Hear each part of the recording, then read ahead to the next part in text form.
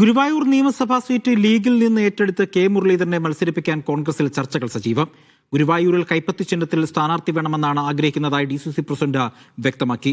മത്സരിക്കാനില്ല എന്നും തിരഞ്ഞെടുപ്പിന് നേതൃത്വം നൽകാനാണ് താൽപര്യമെന്നും കെ മുരളീധരൻ പ്രതികരിച്ചു. ലീഗുമായി പട്ടാമ്പി സീറ്റ് വെച്ചുമാറാനാണ് ആലോചന.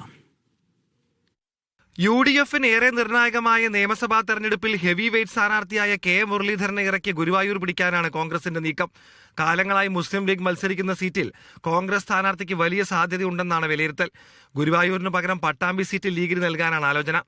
ലോക്സഭാ തെരഞ്ഞെടുപ്പിൽ പരാജയം ഏറ്റുവാങ്ങിയെങ്കിലും 7000-ലധികം വോട്ടിന്റെ ലീഡ് മുരളീധരന് ഗുരുവായൂരിൽ കിട്ടിയിരുന്നു. ഈ കണക്കുകളിലാണ് കോൺഗ്രസ് കണ്ണുവെക്കുന്നത്.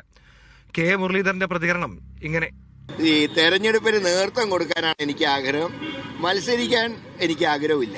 ബാക്കിയെല്ലാം പാർട്ടി പറയുന്ന പോലെ അനുസരിക്കും. മുരളീധരൻ രംഗത്തിറങ്ങാനുള്ള സാധ്യത DCC പ്രസിഡന്റ് ജോസഫ് ടാജറ്റും തള്ളുന്നില്ല. പാർട്ടിയെ സംബന്ധിച്ച് പാർട്ടിയുടെ ആഗ്രഹം KPCCയെ അറിയിച്ചിട്ടുണ്ട്. ഞങ്ങളെ സംബന്ധിച്ച് കൈ ചിഹ്നത്തിൽ ആര് വന്നാലും അത് ജയിക്കാൻ പറ്റുന്നുള്ള വിശ്വാസമാണ്.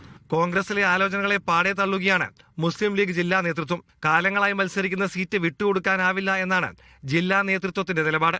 സീറ്റുമായി ബന്ധപ്പെട്ട് മറ്റ് ചർച്ചകളൊന്നുമില്ല. 100% UDFന്റെ ഭാഗമായി ഗുരുവായൂരിൽ നിയമസഭാ തെരഞ്ഞെടുപ്പിൽ മുസ്ലിം ലീഗ് തന്നെ മത്സരിക്കും.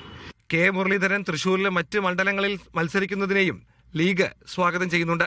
2006 മുതൽ ഇടതുപക്ഷമാണ് ഗുരുവായൂരിൽ ജയിച്ചു കയറുന്നത്. ഇത്തവണ പോരാട്ടം കടുക്കുമെന്ന് ഉറപ്പിക്കുന്നതാണ് പുറത്തുവരുന്ന വാർത്തകൾ. തൃശൂരിൽ നിന്നും നടരാജ് പരശുറാം, മീഡിയ 1.